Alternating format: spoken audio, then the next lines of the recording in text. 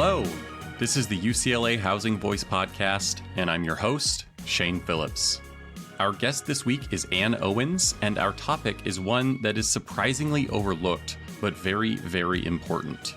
We all spend a lot of time talking about residential segregation, usually by race or income, but we rarely talk about residential segregation in the literal sense, as in segregation of residences, of one kind of housing from another. This is a little strange given what we know about the relative costs of, say, detached single-family housing versus small multifamily housing, or about the barriers to entry for home ownership compared to renting. Those costs and barriers play a big role in determining who can live in a neighborhood, with different effects on people of different races and incomes, among other things. And yet these things are often taken for granted, despite the fact that the mix and distribution of single-family versus multifamily and owner-occupied versus renter-occupied housing varies so much from city to city and from metro area to metro area. Ann's study tackles this important subject, and it's the topic of our conversation with her here. So enjoy! The Housing Voice Podcast is a production of the UCLA Lewis Center for Regional Policy Studies, with production support from Claudia Bustamante, Jason Suteja, and Gavin Carlson. My email is shanephillips@ucla.edu, and you should tell your friend, colleague, or mother about our show. But with that, let's get to our conversation with Ann Owens.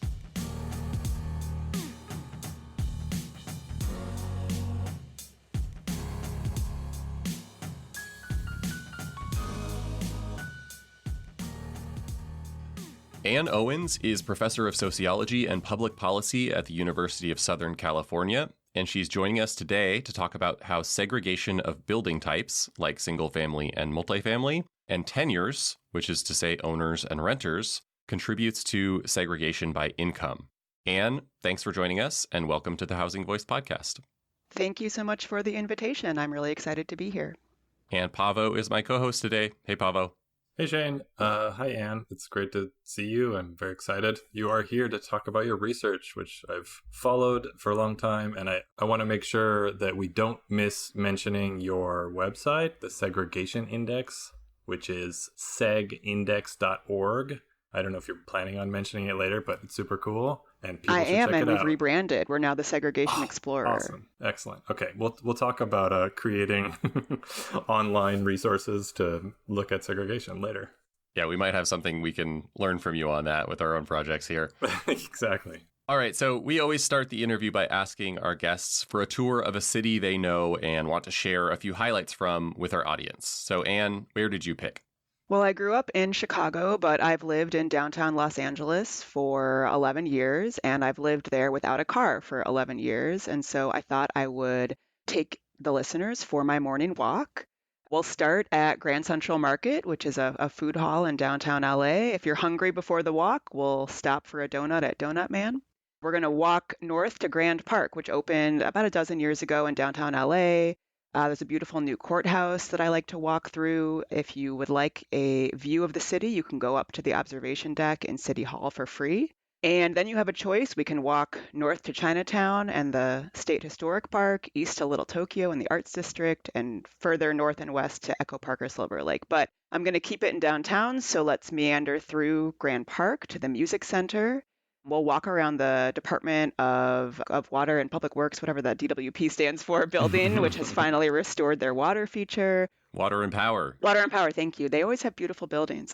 Walk past the Disney Concert Hall, go upstairs to check out the garden and the fountain, go to the Broad or Mocha for free art, and then cut through California Plaza. Think about how downtown used to be just beautiful Victorian homes, and now it's California Plaza, which is also cool. But we can honor the history by taking Angel's Flight, the world's shortest railroad, back down the hill to Grand Central Market in time for lunch. So that would be my downtown tour. We got rid of the most rail tracks in the world, the longest rail essentially, but we held on to the smallest rail at least. We moved it a few blocks, but we kept it. And actually now the A line is the longest light rail in the world. Oh, wow. Yeah, that actually sounds about right. From Azusa to Long Beach, it's a long trip. I didn't know you could go through the federal courthouse, like just kind of wandering around. I'm assuming that's the one you're referring to. You can go through the grounds. I'm Okay. buddies with all the security guards, so they might let me in. But you can go through the ground, that sort of little maze, and walk through the plaza if you want. Yeah, there's multiple courthouses downtown, but that one's the Justice Cube, as I call it. Yeah, I was waiting till we were going to wave to the people parking for jury duty. I do a lot of directing to jury duty in the morning. Yes. If you look, people lost at 6 a.m. are probably looking for parking for jury duty. So this week we are covering a study authored by Anne that was published in Sociological Science in 2019. It's titled Building Inequality, Housing Segregation, and Income Segregation. Most studies of residential segregation, at least that I'm aware of, focus on racial and ethnic segregation or income segregation, or both. But these types of segregation don't occur in a vacuum. Quoting from the article, the type and affordability of housing available in a given neighborhood is a primary factor shaping households' desire and ability to live there, unquote. And so she explores 4 additional measures of segregation based on housing type and cost. These are segregation between single-family and multifamily housing, between owner and renter occupied housing, between communities with higher and lower rents and those with higher and lower home values. Anne finds that people are more segregated by income in places with greater degrees of housing type and cost segregation, and that this is true at the neighborhood level as well as between cities within a metro area. Quoting again from the article, as long as housing opportunities remain segregated, income segregation will change little, unquote. So efforts to desegregate our communities will require changes that include creating more rental options in predominantly owner-occupied neighborhoods and more multifamily options in predominantly single-family neighborhoods, among other things. If you're familiar with the Lewis Center's work on fair housing and increasing access to higher resource, more advantaged, historically and often presently exclusionary neighborhoods, then you'll understand why we wanted to bring Anne onto the show for this conversation. We will start, as we usually do, by establishing a bit of context. And please add anything you would like to that summary I just gave, but tell us what motivated you to study this topic and help our listeners understand why we should be concerned about income-based segregation. And just to be clear, these are patterns of living where people with similar incomes tend to be grouped together in the same communities. So if I'm rich, then I'm less likely to have many poor or even middle-class neighbors. And if I'm poor, then I'm unlikely to have many middle-class or rich neighbors. What kinds of outcomes do we observe for people who live in income-segregated communities? Yeah, well, I've been studying racial and economic segregation for a long time, and research on residential segregation tends to have identified a few big explanations. So our neighborhoods are segregated because of economic inequality, because of discrimination, because of people's preferences and information networks. And these are all important, but all of this plays out against the backdrop of housing. And the housing conditions and the housing markets vary from place to place. And so I felt like we need evidence on kind of that other piece of the puzzle, the housing options that people bring their resources and their preferences and their actions to. And in this literature, people often will say housing segregation to refer to the segregation of people by race or by income. And it made me realize that we actually don't measure housing segregation per se. And so I wanted to do that. Obviously, studies have recognized the importance of housing before, often using zoning data, which is, increasingly improving, but historically difficult to get zoning data at a granular level. So I just wanted to say, well, what does the actual segregation of housing look like, which is related to zoning and other policies, but lots of other things as well that I'm sure we'll get into. As far as, why segregation at all, why are we concerned about this?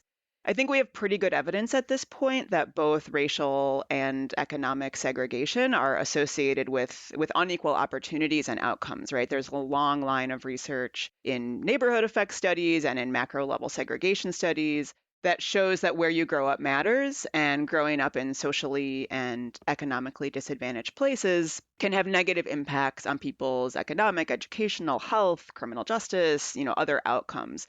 Neighborhoods, like families and like other social contexts, provide political, institutional, and social resources for, research by Raj Chetty, which has been, widely cited and viewed. For example, he has data on nearly every American and where they've grown up. And his work shows that neighborhood segregation is one of the strongest predictors of unequal outcomes in adulthood. So I think there's a pretty good evidence base that illustrates that neighborhood structure opportunity. And that's why I'm interested in segregation.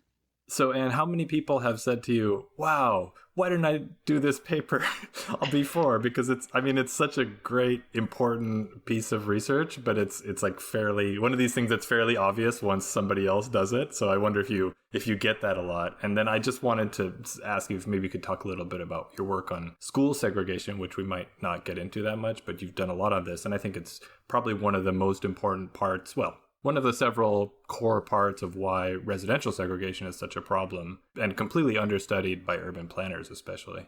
Yeah, well, when I was working on the paper, at first I was like, well, obviously someone has done this. And I, looked around and as I said, there's a lot on zoning, there's other literature on subsidized housing and segregation that I've contributed to, but it seemed like just housing writ large, it's Right. mentioned in a few places, but just kind of measuring it empirically in the way I do, I think had not been done. No, I don't think And so. so it's actually it's a paper that it's one of my favorites. You don't always love your work, but I do love this paper. And I think it is because, I'm hopefully introducing a new set of tools that people can continue to use and track and really just get down into the nitty gritty of, there's so many more questions to ask on this. I look at the relationship between housing segregation and income segregation, but there's so much more to do. And so for interested scholars, I would encourage them to pick up some of these measures. As far as the relationship between neighborhood segregation and school segregation, yes, that is, I think, extremely important. I always think about neighborhood and school segregation as relating to each other in a cyclical way. So I think often the conventional wisdom is, well, schools are segregated because neighborhoods are segregated. And, we have often student assignment policies that kids go to school based on where they live. And that's certainly true. But I think what my work tries to do is show, well, but these things are all a feedback loop, because when schools are segregated, that's going to shape where parents want to live. And, I think that schools and the structure of schooling and school options is a really important factor in residential patterns and should be a bigger point of interest in urban policy. I do think increasingly urban housing and schooling policy are coming together in ways that I think are critical for actually addressing these problems. I will also add that I have a recent annual review of sociology article with my collaborator, Peter Rich, that goes through empirically and theoretically the connections between neighborhood and schools. So anyone interested can check that out. That's great. Yeah. Yeah, we can put that in our You can show cut notes that. as well. I'm just going to plug, so you can cut any plugs you want. No, that's great. Well, kind of to Pavo's point about this research not having been done and it being fairly straightforward, but obviously really important. Something I've seen folks drawing attention to in the last few years, which is well after you published this study, and is just looking at the average household incomes of people based on the housing that they live in. And I just pulled these numbers for Los Angeles using American Community Survey data for 2022. And what it shows is that the average household income of people living in single-family detached houses in the city is $140,000 a year. In single-family attached housing, it's $100,000 a year. In duplexes, it's $83,000. And then for everything else, it's basically somewhere between $69,000 and $73,000 per year. And so the incomes of people living in single-family detached are twice as high on average. So there's a really, really big difference here. And you see that duplicated all over the country. And I should also say that if you look at just people who have moved into their homes in the past 2, 3, 4 years, these numbers are even larger. The average income for people in detached homes is more like $170,000 if you've moved in. And if the you past threw 4 wealth years. in there, the differences might even be bigger. Wealth is, you tend to see, incomes for homeowners are roughly double renters, but the wealth is 10, 20 times greater because home equity is a huge source of many, if not most people's wealth. Another kind of clarifying context-setting question here that I think is important is what you say to people who think that income segregation is just the natural way of things, or maybe even the way it should be. I'm certain you've heard people say things like, I worked hard to get where I'm at, and usually that place is a higher income, mostly single family, often disproportionately white community, and it is not fair to now open up my neighborhood by adding multifamily or rental housing. And they might also say that if you allow those changes, then the neighborhood won't be as nice, whether because of increased traffic or crime or whatever else they imagine. And so by opening up the neighborhood, you will destroy what made it so appealing and maybe what gave it its positive associations with economic opportunity, with education, and so forth. How do you respond to that concern or to that claim? Well, I'm a sociologist, so nothing is natural, right? Everything is a result of choices and the people and the institutions that get to make those choices. And the neighborhoods that people are proud to have been able to access were often created via exclusionary policies that just made it impossible for some people to reach them. And I think, if we think about intergenerational processes that often enable a lot of wealth building, home ownership, even access to education, it wasn't that many generations ago that entire swaths of our American population were just not able to access these things. So Mm-hmm. I'm sympathetic to this concern. I grew up my parents owned our home. I grew up in a predominantly white suburb of Chicago. I understand these concerns, especially for homeowners, because we've made homeownership our main wealth building tool in this country. And so when you have that system, the stakes feel super high. And it's just sort of expected that your home value is going to continue to appreciate, but obviously nothing is guaranteed to stay the same. So, I guess I would say, well, most people are working hard, right? I think that the National Low Income Housing Coalition often has a stat where I believe there isn't a county in this country where minimum wage would enable you to be able to afford housing, right? And so most people are working hard, right? But if you're born on third base, you didn't hit a triple. It's a lot easier to get home. And I think most people don't see the structural advantages they've had access to, whether that's in low levels of pollution, safety, high quality schools, et cetera. So I guess I would say ultimately, I think equalizing neighborhoods is beneficial for everyone, even from a purely instrumental point of view. Allowing people access to higher quality places can put lower strains on the social safety nets. As a country, it's better for educated workforce. So even if you care less about the kind of it's the right thing to do, you can make sort of an instrumental argument for it as well. Mm-hmm. Yeah, and I do think people who make these kinds of arguments, and, I share the sympathy that you mentioned, but I think people often imagine that someone who did what they did could earn their way into their neighborhood, but that's often not the case. Someone who bought into a neighborhood 20 years ago that has these characteristics, that is exclusionary, that is not adding any more housing, often, if that person had been born 20 years later and had the same trajectory in life, they would not be able to move into that neighborhood. And so it's actually, in some meaningful way, reducing opportunity over time, which is, we should be increasing it, but at the very least, not making it worse. And it seems to be what's happening in many neighborhoods. And that's certainly, I think, the conversation in California, where many homeowners who bought their homes in the 70s, 80s, 90s now have children who are interested in buying their own homes, and they've done everything they can to give their children, a good education, whatever it might be, even assistance with a down payment. And sometimes their children can't even buy homes. So maybe that reality will help people realize that it's a systemic issue we need to address. Right. All right, so let's switch a little bit to some research methods, the most exciting segment of the Housing Voice podcast. I want to talk about measuring segregation, and maybe can you talk a little bit how you do it, housing type, cost, and then in terms of people by income and race. So I guess to give our listeners a sense of, what is a low score, what is a high score, and how different are they in the real world?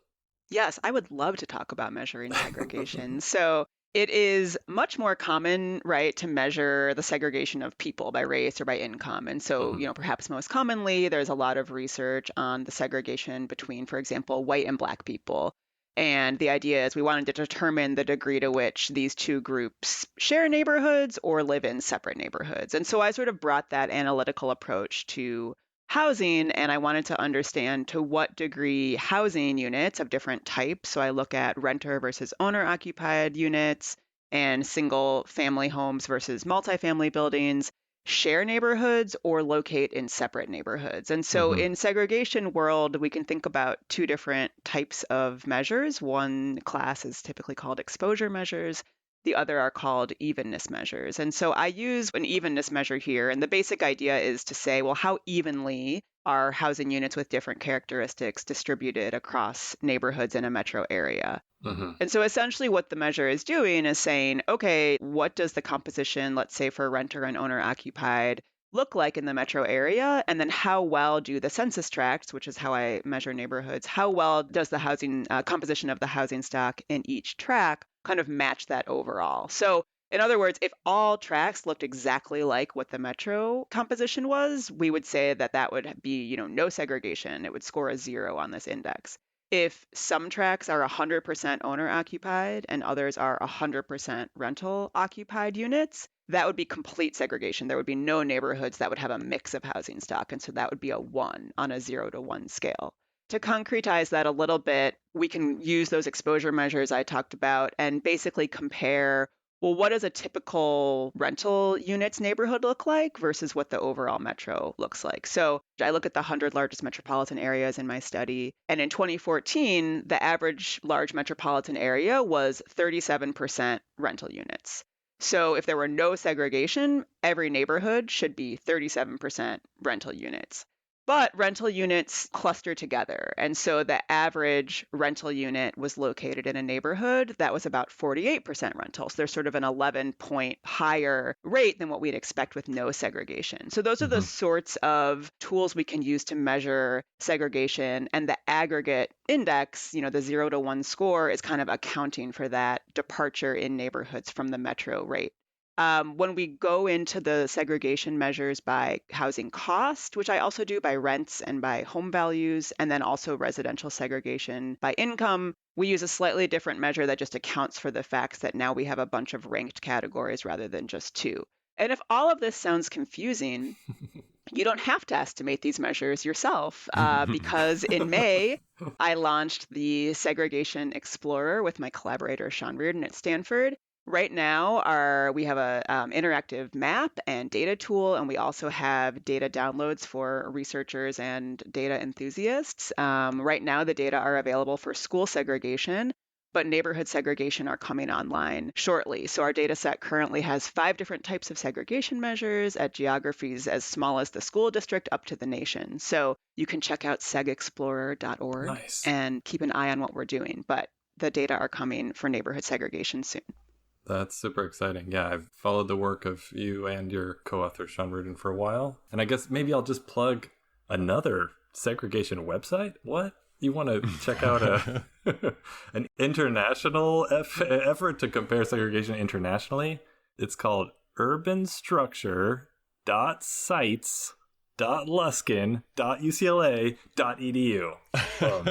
You gotta buy a shorter domain. So this is an effort that my PhD student Andre Commandon mostly did all the work on, but we worked on for a while, and it was using some of these same measures to compare segregation in cities. I think a dozen countries. It's not as fully fleshed out as yours is, so maybe check out yours first, and then maybe if you want to see Sydney, Australia, check out that one. Cool. But I did want to stay on methodology for just 1 second. So one of the innovations that Sean Reardon brought to the world of sociological segregation studies, I'll just note that it's interesting in this academic world, like the geographers really like their techniques. And when I try to publish a paper using what Reardon had developed in a geography journal, they got there was some reviewer got extremely angry and said, no, what about the geography approaches to segregation measurement? But one of the innovations that Reardon brought that I really like is the multi-scalar approach. So maybe you can just explain, maybe the checkerboard analogy is, I think, quite useful in explaining,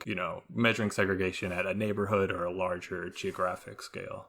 Yeah, so there's a few different ways that Sean has addressed, and others too have addressed scale in the work, because most of our measures of segregation actually end up being pretty aspatial. Mm-hmm. You don't necessarily know, if segregation is at a certain level between neighborhoods. You don't know if that's because, if you can envision, let's say, a box with 6 smaller boxes in it representing a city with 6 neighborhoods, you could have complete segregation and all of the boxes on one side of town or on one side of the larger figure could be, 100% black versus 100% white on the other side, for example. Or it could be, as Pavo mentioned, more of a checkerboard where there's sort of alternating neighborhoods as 100% black or white. And the aggregate measure would not distinguish between those two configurations.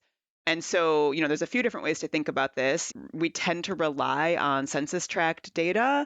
Sean and others have done work saying, well, what if you define neighborhoods based on more of a radius, sort of a geographic distance instead of tracts? That actually hasn't picked up traction as much as I would have thought. I'm surprised because it's extremely useful. The technological advance, Sean and his collaborators at Penn State and at Cornell and other places were doing this work 10, 15 years ago, and we've sort of just reverted back. I'm totally guilty. We've reverted back to census tracts. So that's one consideration of like, what is the right neighborhood unit? Mm-hmm. And it also might vary depending on, if you're interested in the segregation of housing or people by race or by income. So that's, I think, a consideration.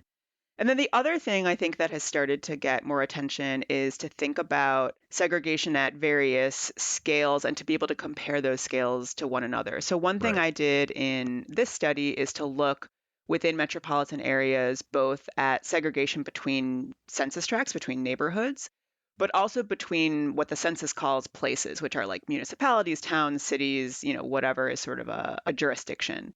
And so, for example, you could think about, okay, does segregation, whether it's by housing units or race or income, is it happening between neighborhoods in the Los Angeles metropolitan area, or is it because there's big differences between Los Angeles and Culver City, Beverly Hills, et cetera? And, in most situations, it's both. But Mm-hmm. I think it's important to track those different scales so we can think about policy solutions. It's something that's very common in school segregation literature as well, thinking about in metropolitan areas, we can think about segregation between schools, both within school districts, but then also between them. And, a very enduring fact in the school segregation research, because of Supreme Court cases in the 70s, is that most segregation is happening between districts because Mm. Los Angeles Unified looks very different from Culver City, Pasadena, Beverly Hills, rather than the schools within those districts looking different from one another. So the measure that I use and or several other evenness measures are what we call decomposable, which we can say, okay, what's the total segregation among the smallest units we're interested in, whether that be schools or neighborhoods? And then we can say, and how much of that is due to segregation kind of between these larger units or within them. So this is, I think, a really useful tool that Dan Lichter has a great paper on racial residential segregation, and other people are starting to pay attention to this macro segregation scale. Really quick clarifying question on the scores themselves, maybe just thinking about neighborhoods here. For each city, are you essentially just having one score for neighborhood segregation in aggregate, or are we talking about in some way comparing each neighborhood to each other neighborhood? Yeah, so the segregation indices are at an aggregate level. So for Okay. every metropolitan area, we have a 0 to 1 score. The building blocks of that measure is sort of the diversity of each tract and how it compares to the metro. So in building that measure, we do kind of assess how each Right. tract's composition or diversity of housing stock compares to the metro, but I don't use those analytically. I just use the metro level score. Okay. So the whole metro, Hmm. there are hundreds, thousands of neighborhoods, census tracts within each metro, but the neighborhood score for each metro is just a single score that is created from how far each neighborhood differs from the average metro-wide. Exactly. So on a 0 to 1 scale, for example, we would have an average level of housing segregation by renter versus owner occupied, something like zero point 0.2 on a 0 to 1 Hmm. scale. And that would be the average among the 100 metros. But if you pulled out any individual metro, it would be zero point 0.1, zero point 0.4, whatever the case may be. Got it. All right, I think we can get into some results here. Your study looks at how these measures of segregation have changed over time from 1990 to 2014. And I think that's a good place to start. Big picture, how much segregation do we see at the different levels between neighborhoods, cities and towns, and then central cities and their suburbs, which are your three geographic areas of analysis or comparison? And how has segregation by housing type and cost changed over time? So I look at segregation in a few different ways, as you mentioned. And again, I'm looking at the 100 largest metro areas. Results aren't too different if I look at all. So the first thing I did was measure housing segregation by type, and type here is like tenure, so renter versus owner occupied or single versus multifamily units. And so segregation between single family units and units in multifamily buildings increased by about 9% on average and in 72 of the 100 largest metros from 1990 to 2014. Segregation between renter and owner occupied units was, it moved around a little bit during this time, but comparing 2014 to 1990, things didn't look that much different. It increased in about 60 metros, declined in 40. So that's been a little bit more stable. For both of these measures of housing segregation by type, segregation is around, zero point 0.2 on a 0 to 1 scale, which is sort of a moderate level, I guess we would say. And then the second way I looked at housing segregation was by cost, so either by rents or by home values. And I will say that my data source for all of this is Census and American Community Survey data. And so rents and home values are reported by the residents, and we can Mm-hmm. talk a little more about what that might mean, but just to note the data source there. Segregation by home values is higher than by rent. Both are in kind of the 0.2 to 0.3 range. And we see some, ups and downs during this period, probably because I'm looking at 1990 to 2014. Well, we had the Great Recession. One of my data points spans 2007, 2008. So we sort of have that disruption in housing costs in the middle. So we sort of see a decline, especially from 2000 to 2007 in housing cost segregation, and then an increase after 2007. Finally, I consider segregation at different geographic scales. As I was mentioning before, we can think about segregation either within places between neighborhoods, so within Los Angeles among neighborhoods, or between places. And so I can say, again, using the measure that I use, how much total segregation between neighborhoods is happening between places. I also pay particular attention to segregation between the central or the major city of a metro. And this is just the census defines this as the first named one in a metro area. So in the Los Angeles, Long Beach, Glendale metropolitan division, Los Angeles is the main city and everywhere else is a suburb. This is not perfect. The census does not define suburbs, which is very unhelpful. But this is, one way to kind of capture that.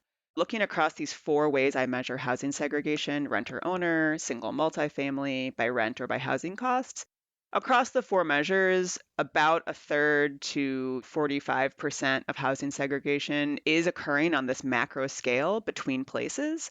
Mm-hmm. So place or jurisdiction distinctions in zoning policy, composition, physical features do stratify housing options, and that's important.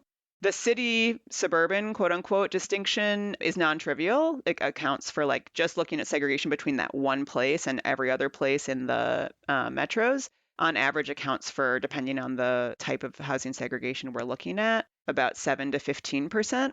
So I think place distinctions are important and paying attention to the macro scale is important. But on the other hand, the majority of housing segregation by type and by cost is occurring between neighborhoods within places. And so, municipal level measures of zoning or other variables wouldn't really capture this variation or contribute to it. That's sort of what I find. It's certainly a both and story, but the segregation of housing units within cities seems to account for the majority of segregation. Yeah, one thing that stood out to me was in figure 1 in this article showing the segregation scores at the metro area level in 1990 and 2014. 2014 was one axis, 1990 was the other, and you just see kind of a straight 45-degree line for each of these metro areas where if it was, a 0.2 in 1990, it's probably around a 0.2 in 2014. If it was a 0.5 in 1990, it's probably around a 0.5 in 2014. And so is there anything we can say about just how persistent segregation seems to be within each of these places or metro areas? Yeah, that's certainly true. I mean, I think residential segregation patterns are sticky, but housing segregation is maybe even stickier because it is about the built environment. And Mm-hmm. so for a metropolitan area's segregation score to really move on that, something would have had to drastically change the location of their rental versus owner occupied or multifamily versus single family units. And the housing market would have had to change in such a way to make rents or home values less spatially separated. Yeah. In the case of the multifamily, single family in particular, you'd have to literally either tear down a lot or build a whole lot in a pretty short period of time for it to change significantly. Right. Exactly. And yeah, the other things are more maybe market based and those could have changed more, but we'd have to think about it. It wouldn't just be the case that a metropolitan area was somehow experiencing like a decline in housing costs. It would also have to have this spatial component where things became sort of more or less even across space. So Mm-hmm. yeah, it's interesting. I think that, one future paper that I or someone listening to this podcast should write is really trying to isolate in places that have seen zoning reforms or other policies that we would expect to affect the distribution of housing. Have we actually seen that? And I know we'll talk more about policies later. Yeah, it's almost like if cities had to plan for a more fair housing in their land use, they would have to change these things. It's wild. And then if we could, enforce it and have carrots and sticks, imagine that world. I guess I just wanted to mention on the central city suburb dichotomy. I think was it Chicago that was the most dramatic in that setup. I thought those numbers, if you have them at hand, are useful in thinking about kind of what the central city versus suburb means.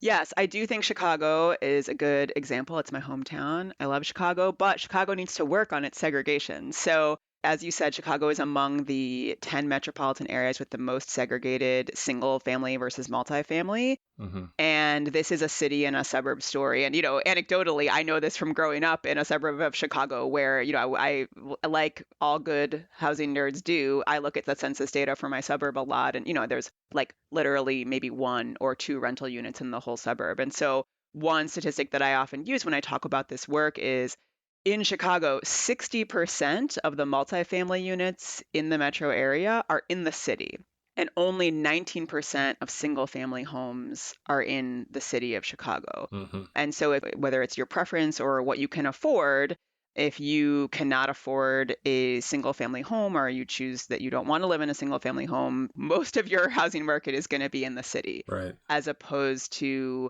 a place like Las Vegas, where about 30% of both single family and multifamily homes are in the actual city, and then 70% of both types are in the outlying areas.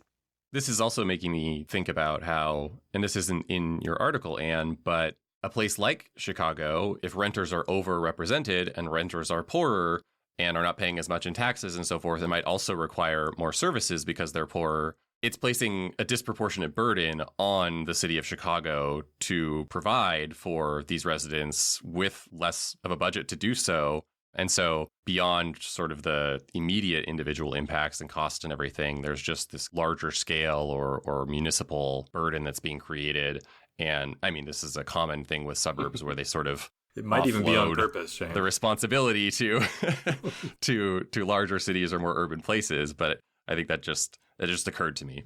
Yeah, and I a couple points on that. One is this idea of the concentration of poverty, right? Classic concept in sociology and other literatures, William Julius Wilson among others, but just this idea of any individual poor family is, maybe going to have a hard time making it work. When you cluster many, many poor families together, those challenges multiply. And we see this in the education literature as well. It's challenging to address the needs of a single poor student. It's a lot harder when 75% of the class is poor, right? And so thinking about, again, if an instrumental pitch for more integration is that overall, our society can function better when we're able to kind of everyone take on the even share of the social safety net. Of course, the second point on, I think Pavo said it's almost like suburbs do this on purpose.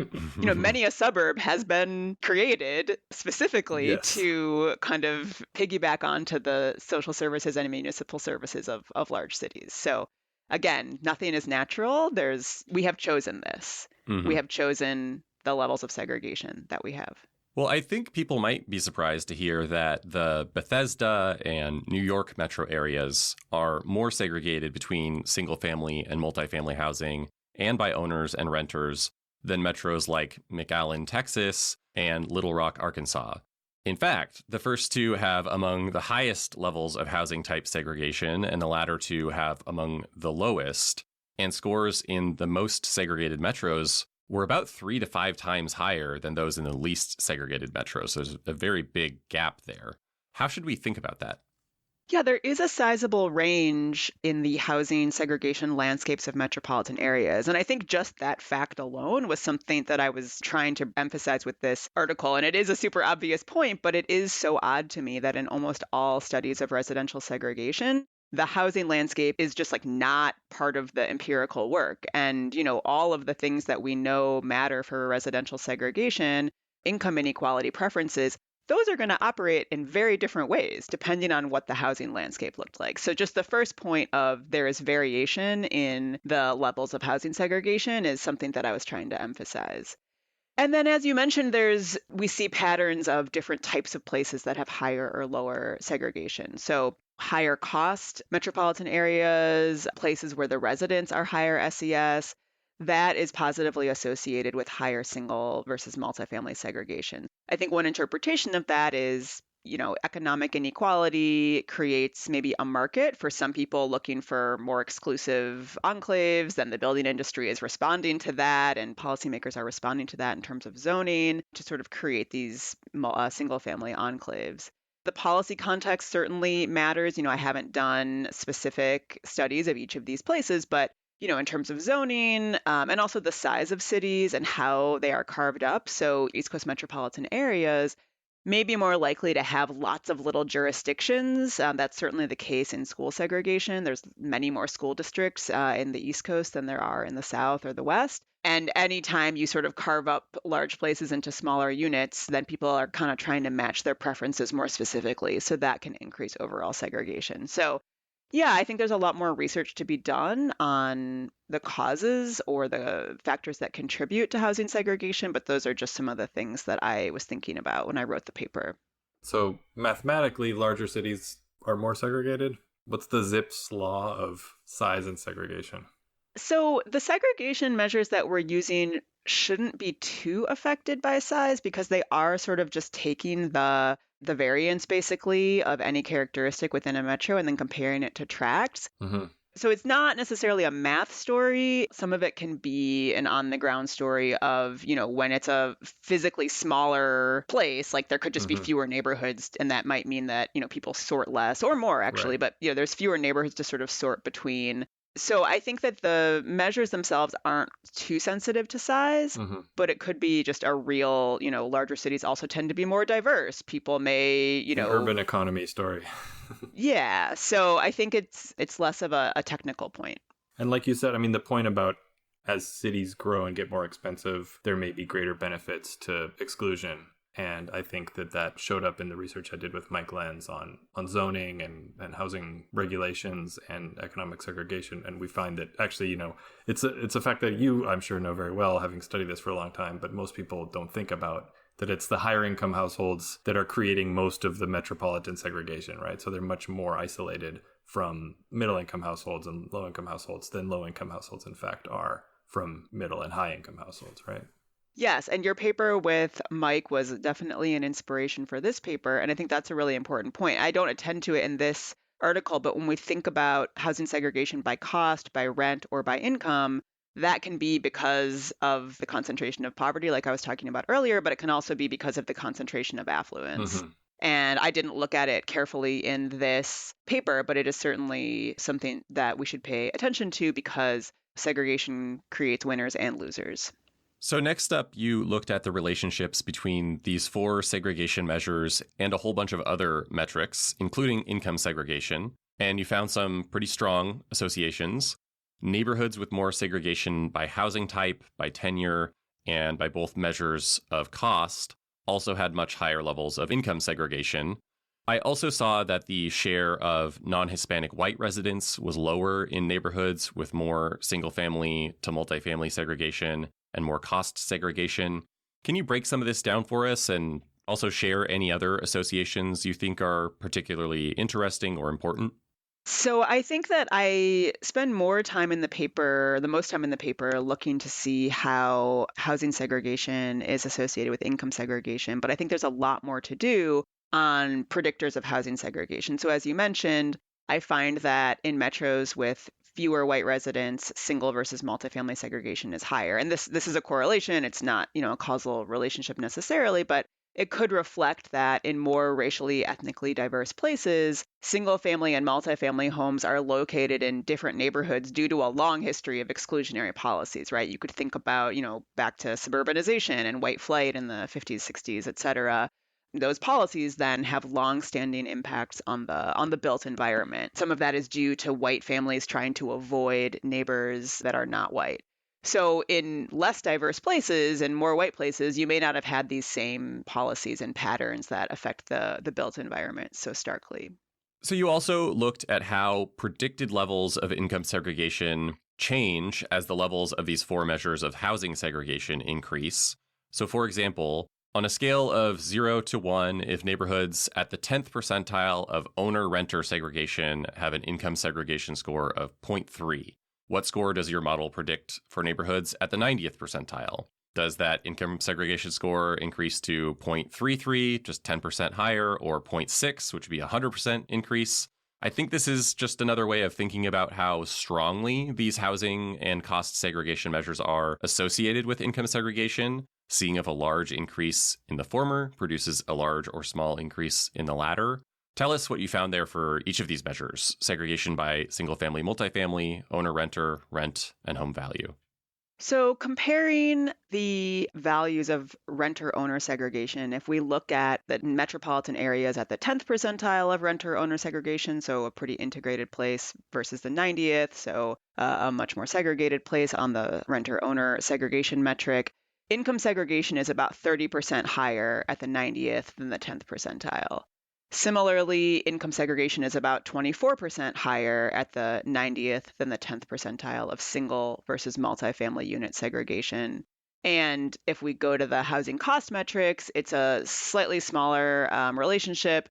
Income segregation sort of jumps by 10 to 16% if we compare the 10th to 90th percentiles of housing cost segregation. So that might be hard to get your head around. I think one thing that I did was in a lot of income segregation research, the key predictor that people look at is income inequality, right? Because the idea is, well, in places where we just have big gaps in the income that folks at the top and the bottom of the income distribution earn, there's then a big gap in the sort of housing that they can afford. And so there's great studies showing that income inequality is a strong predictor of income segregation. And so what I find, I sort of replicate that finding here using similar models, and I find that the housing segregation metrics actually come in at, sort of a similar magnitude in terms of predictor. And so to me, that's telling me that, yes, income inequality is an important predictor of income segregation, but housing segregation is also robust. And I think kind of the complementary piece of the puzzle that has been previously overlooked here. Something that stood out to me in these results was just how income segregation increases more between neighborhoods that are the most and least segregated by single versus multifamily and owner versus renter compared to segregated by rent or by home value. That seems kind of surprising. It seems that rent and home values are direct measures of cost, so you might expect them to be more correlated with income segregation since income determines how much cost you can afford. So what do you think was going on there, or am I interpreting that correctly?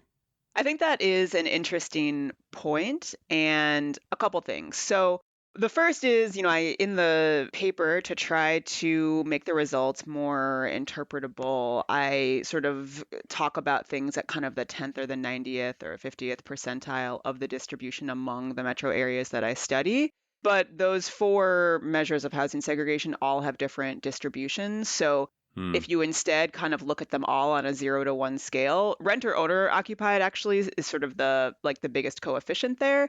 But it is true that the cost segregation has kind of a smaller coefficient, which is potentially curious. So one hypothesis that I haven't tested is there could be measurement error in these things. So we're asking people to report the rent that they're paying right now, which is not necessarily the rent that something would have if it was back on the market. Mm-hmm. And same thing with home values. We're asking people what their estimate of the home value is. There's been some research kind of assessing like how accurate is this, and it's actually not too bad, but there's certainly some. There's a good old John Quigley paper on that. Yeah. There is essentially, there's potentially measurement error there. So there's bias. The longer you've lived there, the less you assess it at. Right. So that's maybe part. I didn't look at kind of market data, so that's maybe one source of discrepancy.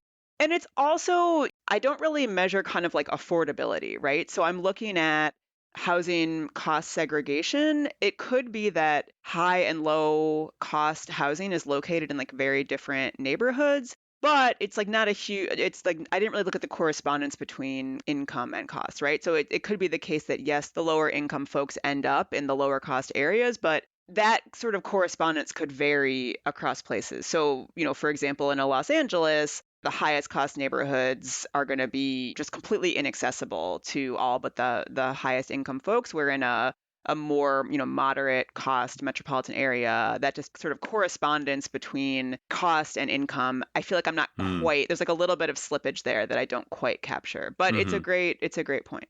Plus, I think it's probably a bit more dynamic. I mean, the variation in housing costs within a metropolitan area changes over time faster than the variation in housing typologies, for sure. And so there's Right. probably some of that. Yeah. So, and I wonder on that, I mean, do you think about the dynamic relationships at all? I mean, not explicitly that much in this study, but having done this, do you think about how a neighborhood's rents going up happens because higher income people are moving in, and how that might affect its role in the overall metropolitan level of segregation? I mean, gentrification matters for Yeah, this no, it's question. absolutely a cyclical relationship. I set up kind of the theory of this paper to think about how housing segregation predicts income segregation. Empirically, I don't, totally nail the directionality of that relationship.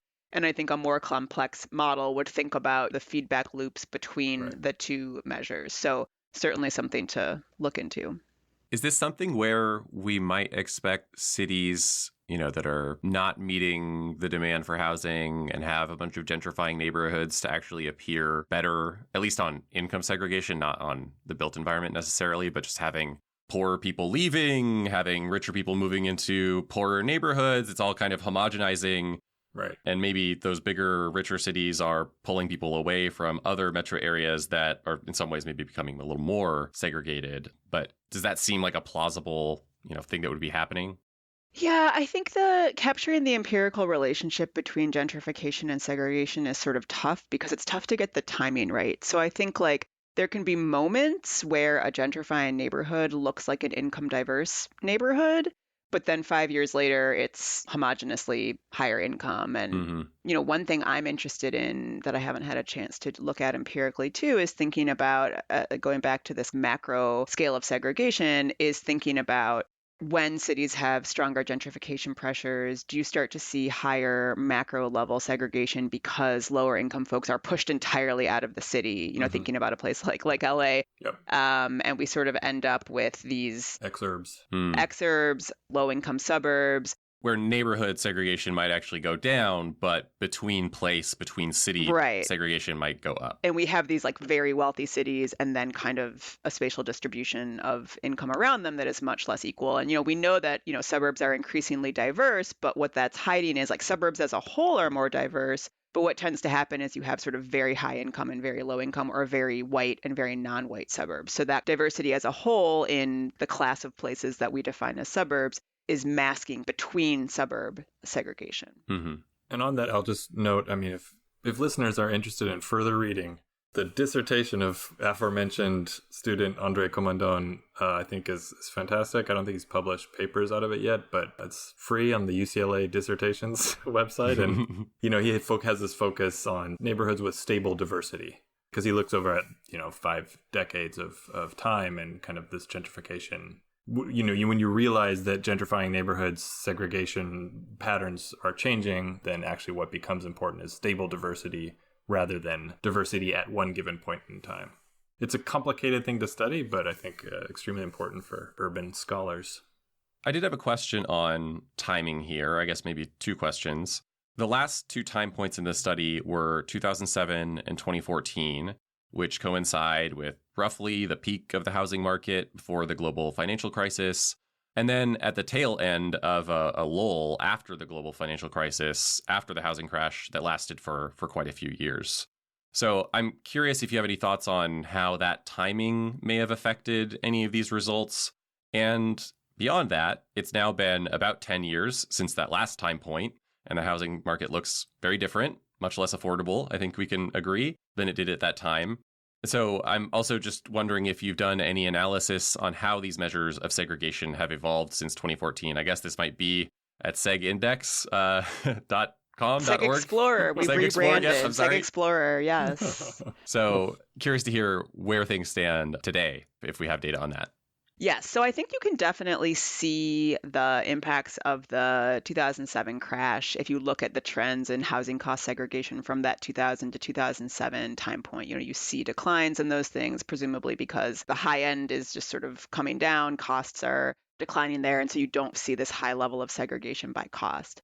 So I took a quick look at the data, looking at the 2018 to 22 American Community Survey 5-year aggregation. So, if we think about the midpoint of that is 2020, which has its own set of of issues. Guess we can't go 7 years without a crisis, or 1 year, or 1 month. But back of the envelope calculations that I would not stake my career on show that all four metrics of housing segregation are actually up from 2014 to this kind of ACS year. There's some data issues and changes with the way the data are published that I would caution hanging your hat on that, but it does seem like the housing segregation metrics are up. And so, as I said before, I would be curious to think about a study that could try to compare trends in places that have or haven't implemented like drastic zoning changes to try to understand, have those things moved the needle, and also what's kind of the time lag on that, right? If a place abolishes single family zoning, well, the neighborhoods obviously aren't going to look different the next day or the year later or the 5 years later. So I would be interested in thinking about designing a study where we could think about different policies that maybe should have moved the needle on this, and if we're starting to see results yet, but it might be too soon to tell. Last question from me, thinking about policy solutions to this. What are your prescriptions for reducing these various forms of segregation over time? And you talk about this in the article a bit, but what do we need to be thinking about so we don't end up worsening other problems as we try to resolve these ones? Yes. So we need to get housing of a range of types and sizes and costs into all neighborhoods, right? We need sort of an everything everywhere all at once approach here. Maybe not all at once, but ASAP, especially in California. And in so many metropolitan areas and cities where we just haven't built, or we haven't built in certain places for so long.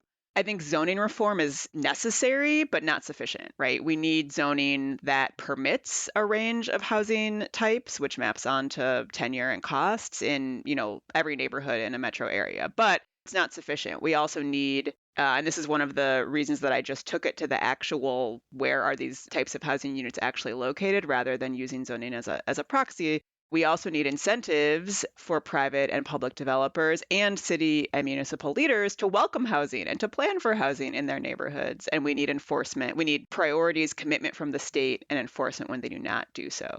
I've also done research on the low-income housing tax credit program, which is our federal supply-side program. On the one side, it's an important part of both our affordable housing stock and also our multifamily housing stock overall, but it does not build enough housing for everyone that needs it. But in the low-income housing tax credit program, states include priorities for where affordable housing should be located. And almost every state, or every state actually now, includes incentives for building in higher cost, high opportunity, in scare quotes, areas, which they measure in lots of different ways that make more and less sense. So I published a recent paper in the Journal of Urban Affairs with Rebecca Smith, analyzing how the introduction of California's Opportunity Map, which categorizes neighborhoods by their economic, educational, and environmental resources for children's development. That map is now used in the low-income housing tax credit program, and developers have competitive advantages if they propose to build in those areas. And so we do find an increase in the probability that developers propose to build in those higher resource areas, and ultimately an increase in the number of affordable housing units located in those places. So that's good news, but I think there's a lot of additional thinking that needs to be done there. How are we measuring opportunity? What's the right balance of LIHTC across neighborhoods of all types, right? We need to continue to invest in historically underserved communities, and especially in gentrifying areas to help folks stay there. And I do think some of this is a municipal level issue as well. I did interviews with affordable housing developers, and one thing they told me was like, we sort of go back to the cities where we have a good relationship, or we know that they're kind of housing friendly, and like, we're not even going to try in some of these neighborhoods that declare themselves, mountain lion sanctuaries, just as a random example. So I think that right now the LIHTC program is not large enough where, developers can still find sites, and they have plenty more sites and proposals than they have funding. And so they don't have to seek out land in every possible jurisdiction. And so I think some of this is sort of at a again, thinking about this multi-scalar level, at the jurisdiction level, and then at the within jurisdiction neighborhood level, just trying to build, and get housing of a range of types and a range of costs so that people have choice and can actually bring those preferences, resources, constraints to bear in a housing market that gives them a lot more opportunity to live wherever they'd like. So those are some of the things that I have been thinking about. I'll just say, well, Anne, I'm so excited we got to chat with you about your paper. And I really recommend people check out your research, especially the school segregation stuff as well. I guess we don't have a school choice podcast to have you on for that, but I hope we can point people to that research because it's extremely important. Great, thanks. It's been a pleasure to chat with you. Maybe next year we'll start a school one. We'll just pretend like we're experts in that. Yeah. I will host a limited housing and schools spin-off of the podcast. There we go. That sounds cool. We should do a crossover. Yeah. You can read more about Anne's work on our website, lewis.ucla.edu. Show notes and a transcript of the interview are there too. The UCLA Lewis Center is on social media. I'm on Twitter at Shane D. Phillips, and Pavo is at L Pavo. Thanks for listening. We'll see you next time.